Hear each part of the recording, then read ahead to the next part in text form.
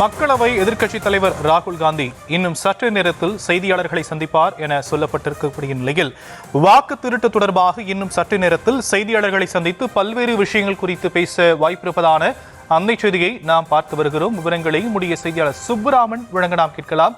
சுப்புராமன், ராகுல் காந்தி என்னென்ன விஷயங்கள் குறித்து செய்தியாளர்கள் சந்திப்பில் பேசுவதற்கு வாய்ப்பு இருக்கு?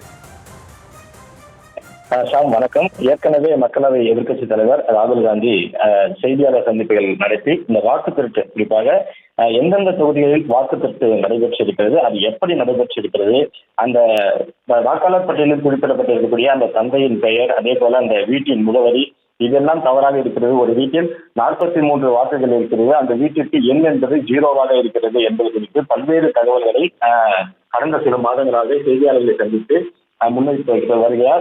குறிப்பாக தேர்தல் ஆணையம் இந்த தவறுகள் எல்லாம் செய்திருக்கிறது, அதே போல பாஜக இந்த வாக்கு திருட்டில் ஈடுபட்டிருக்கிறது என்பது குறித்து அவர் பல்வேறு கட்ட அந்த ஆவணங்களை எல்லாம் செய்தியாளர் சந்திப்பில் காண்பித்து வருகிறார். குறிப்பாக கர்நாடக மாநிலத்தில் கூட இப்படி வாக்கு திருட்டு நடைபெற்றிருக்கிறது என்பது குறித்து அவர் செய்தியாளர் சந்திப்பில் விளக்கமாக கூறியிருந்தார். ஒரு தொகுதியில் 1 லட்சம் வாக்குகள் காணாமல் போயிருக்கிறது, குறிப்பாக முறைகேடாக சேர்க்கப்பட்டிருக்கிறது என்பது குறித்தெல்லாம் அவர் தொடர்ந்து வலியுறுத்தி வரக்கூடிய நிலையில் இந்த எஸ்ஐஆர் என்பது பீகாரில் அறிமுகப்படுத்தப்பட்டு அங்கு தற்போது தேர்தல் நடைபெற்று வருகிறது.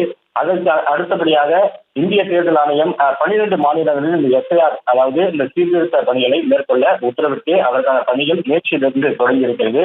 இது குறித்து மக்களவை எதிர்க்கட்சித் தலைவர் ராகுல் காந்தி இன்றைக்கு நடத்தக்கூடிய அந்த செய்தியாளர் சந்திப்பில் தகவல் தெரிவிக்கப்படும் என்று சொல்லப்படுகிறது. குறிப்பாக அவர் இன்றைக்கு ஏறக்குறைய பல்வேறு ஆவணங்களை ஒன்றாக திருத்தி வைத்திருக்கிறார். அந்த ஆவணங்களை எல்லாம் செய்தியாளர் சந்திப்பில் காண்பிக்கிறார். ஒவ்வொரு ஆவணங்களும் அவர் திருத்தக்கூடிய ஆவணங்கள் என்பது உறுதியான ஆவணங்களாகவும், அதாவது குற்றம் நடந்திருக்கிறது, அந்த வாக்கு திருட்டு நடந்திருக்கிறது என்பது குறித்து உறுதிப்படுத்தக்கூடிய ஆவணங்களை அவர் செய்தியாளர் சந்திப்பில் வெளிக்காட்ட இருக்கிறார். அதே போல நாட்டு மக்களுக்கு இந்த வாக்கு திருட்டு எப்படி நடைபெற்றது என்பது குறித்து அவர் பல்வேறு நிலையில் சொல்லப்பட்டு வரக்கூடிய நிலையில் இன்றைக்கும் அது போன்ற அந்த முக்கிய ஆவணங்களை அவர் வெளியிட்டு அதை செய்தியாளர் சந்திப்பில் நாட்டு மக்களுக்கு தெரிவிக்க இருக்கிறார்.